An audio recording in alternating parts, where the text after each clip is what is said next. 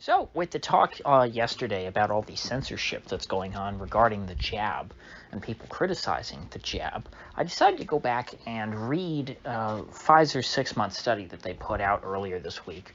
And I think I can still link to this. I mean, it's about as official of a source as you can get. It's from Big Pharma themselves, so I will link to the study in the appendix.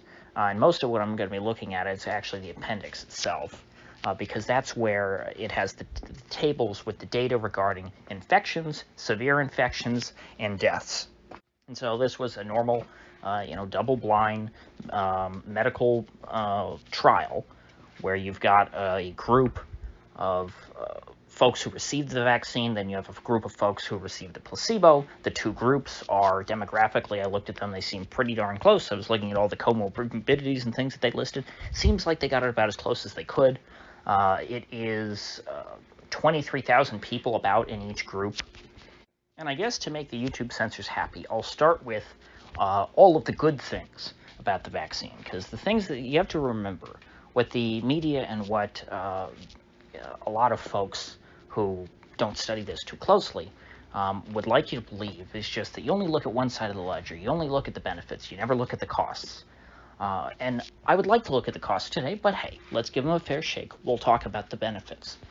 So, according to this study, in the placebo group, the folks who did not get the jab, or who got a jab but it was just sugar water, about 4.5% of them, throughout the blinded period when when the trial was ongoing, about 4.5% of them, it seems, were infected with the virus total. That's including everybody who didn't get sick, who may have been, only had the sniffles, folks who were hospitalized, folks who died, all of them. That accounts for 4.5% of the placebo group. And for the vaccinated group, the jabbed group, who actually received the real thing, it was about 0.5%, 0.56%, I think, by my math. And so out of the 23,000 in each group, it was 134, I think, in the jabbed group that caught the virus at all, and about 1,000 in the placebo group. So you can see, hey, I'm giving the jab props. It did give people a certain level of immunity to the virus. That's not in dispute. Or at least I'm not disputing it. Other people might dispute it, other people who are not, because I'm not a doctor. I'm only getting into this because, hey, there's so much controversy, there must be something interesting in here. And it was an interesting study to read through all these tables. I didn't read all of the pros, I'll give you that. But I read the tables of the data, which I think is the interesting part. And also I read the comments section on the website where they are hosting the file. This is not posted to some crackpot website. It was where Pfizer or the researchers uploaded their paper to be reviewed. I was, reading the comments section on there was quite interesting. There was a, good discussion going on. So moving on to severe cases. For the jabbed group, it was 2 folks out of the 23,000 or so that had a severe case, a severe bout, and I don't know if they clearly define this, but let's just take for granted their definition of severe and say, well, it's the same for both sides. So we'll leave it at face value. Versus 60 for the placebo group. So again, you can see here, hey, it gave you a substantial level of immunity compared to placebo. But if you look at it overall, yes, 2 out of 23,000, the odds of that are astronomically small, almost nothing. But the odds of 60 out of 23,000, that's about 0.25%, which is pretty darn small. And so what does this mean? Does this mean that you shouldn't get a vaccine just because the chances of getting a severe case of the virus are low, according to this study? No, that doesn't mean that at all. All it means is that if there's any side effects associated with the vaccine, there's a pretty low threshold that those side effects would have to meet before they exceed the benefit of taking the vaccine. Because when your risk of getting a severe case of the virus, and again, your chance of dying if you have a severe case, it's even smaller than this. So it's not that you have a 0.25% chance of dying. You have a 0.25% chance, according to the study, of getting a severe case. And so if your chance of getting, let's say, a severe side effect, if that is, higher than 0.25%, maybe it doesn't make sense. That's why this is important to be a personal decision. And it's not something that you want to push on people, especially when we don't have a ton of data. We have this study, which is the best thing we've got so far. And I referenced this the other day, or yesterday, because I said Peak Prosperity on his channel, Chris Martenson, did a good breakdown of this study, and that's where I found it. And then I went and read this stuff myself and gleaned even more from it. Because it's one thing to hear somebody else talk about it; it's another thing, to go and look at it yourself. So let's move on to deaths. We've gone over your chances of, the relative chances of getting infected at all with the vaccine versus not, versus the placebo, and then the chance of a severe case. Now let's look at the chance of death. Well, that's where things don't really add up as far as the benefit of the vaccine. 2 people in the placebo group died of COVID-19, according to the study. That's it. 2 people. In the vaccinated group, that number was 1. So, you cut your chance of dying in half. Okay, that's something. But 2 out of 23,000 people, that is the same number of people who, had a severe case of the virus in the vaccinated group. I said that was an astronomically small number on that step. I said, hey, 2 out of 23,000, that's all who got, a serious case of this? That's astronomically small. Vaccine seems pretty good. Well, your chance of dying from it in the placebo group is also astronomically small, according to this study. And keep in mind, this is the chance of this isn't your chance of dying from it if you're infected. This is your chance of being infected and then dying. And so it's combined. So it's, obviously this number would be higher if you're looking at all people who are infected, what's your chance of dying? That's a different number. But as far as just looking at it in general, the general population, it's a number so small. I think it's like 86 10,000ths, which it's a there's like 4 zeros behind the decimal point. We'll put it that way. It's a very, very tiny number. And yes, if for the vaccinated group, that number is 1/2, that's not, it's 1/2 of an astronomically small number. So if you think about it in absolute percentage terms, if you're going from your chance of being 2 in 23,000 down to 1 in 23,000, that's not a very big reduction in risk. Now, when we look at overall deaths in each of these groups, including other causes of death, not just from the virus, what we see is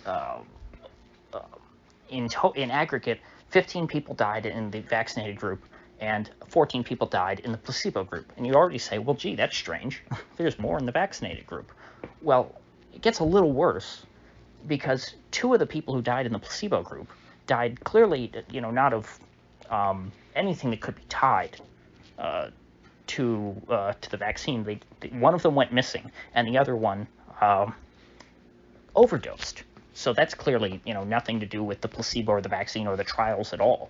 So, really, 12 people died in the placebo group of medical reasons.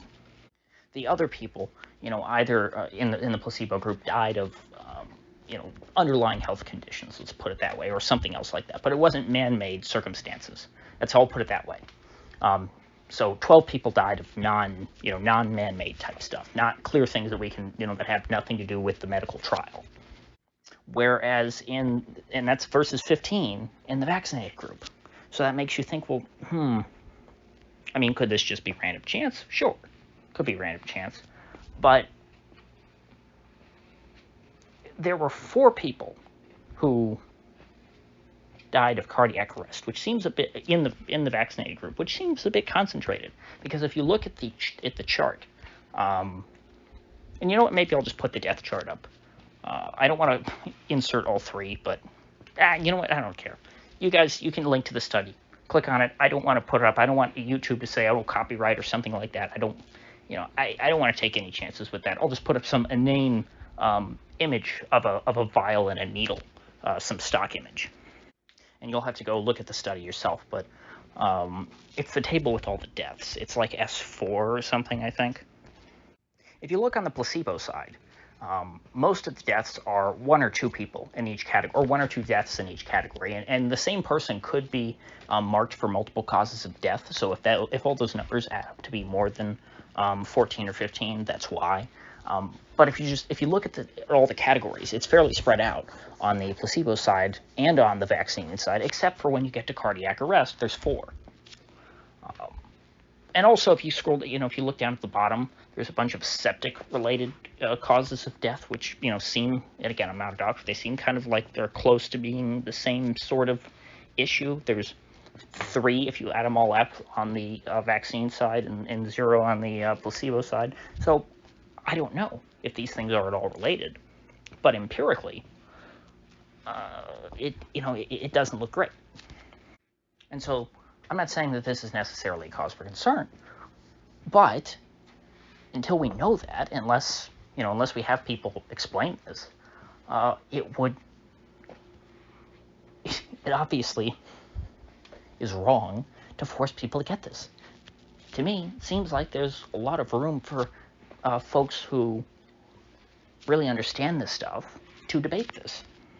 It seems like very much an open question what the risk-reward calculus is for the vaccine, and especially depending on what your age group and what your underlying health conditions are, it's not necessarily clear that the rewards for a young, healthy person outweigh the risks. We don't know that, especially since this study has a age group 17 to 55, which is pretty darn coarse. I would like to see, maybe 17 to 30, 30 to 40, 40 to 55. Excuse me, I had the hiccups there. And so, this is serious stuff. This is not, CNN telling you, oh, the hospitals are full. These are real numbers. This is real research put out. This is as official as you can get. It's put out by the drug maker. So this is not anybody who has any incentive to try and smear the thing or try and rig the research or the data to make them look bad. If anything, their incentive is to do the opposite. And I guess the game that we're going to play now is if you look at any data from the past, people go, oh, variance, variance, variance. So I guess that means we're not allowed to look at data. We're not allowed to look at anything from the past. You can only worry about what might happen in the future. You can only speculate about that, even though, the rules of evolutionary biology, would suggest that if the virus is evolving, it would be evolving to become, less deadly, more contagious. That would be a good thing. You would want the virus to spread around and be less deadly, because then you have more people acquiring, natural immunity and less people dying. If this virus could keep evolving and keep becoming more contagious and less deadly, eventually we get to the point to where it's not such a big deal, we would hope. Wouldn't it be great if this virus could evolve to the point to where it becomes, only as deadly as the flu? Right now, it's more deadly than the flu by quite a bit. But wouldn't it be nice if it kept evolving and became more and more contagious and less deadly? I cut myself off in the middle of the sentence there. I hope those two made sense, but oh well. Anyway, I'll leave this to you. You can go read it yourself. I would like there to be other studies. Maybe there are other studies that people can point to that are similar to this, to where we can compare this data to others, but from as far as I know, this is the best that's out so far. But it does really put things in perspective when you realize just how astronomically small the numbers are that you're dealing with in percentage terms in these, in this field of research. I think the problem is that the media likes to whip folks up into a frenzy and make them say, oh my gosh, the virus is so dangerous. Your chances of getting it are 1 in 5 and you're going to die, or your family's going to die, or everybody's going to die, and the hospitals are full.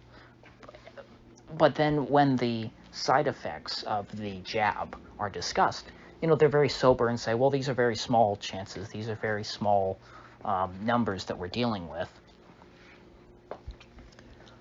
and they might be honest about those numbers, but then they exaggerate, the risks, or the risks of getting the virus, while understating or minimizing, or just being honest even about the uh, the risks of the jab. And so therefore, in people's minds, if they watch a lot of TV, or if they just hear what the popular narrative is, they exaggerate the it looks like there's a big gap between the risks of side effects versus the risks of actually getting the virus and getting seriously sick and dying.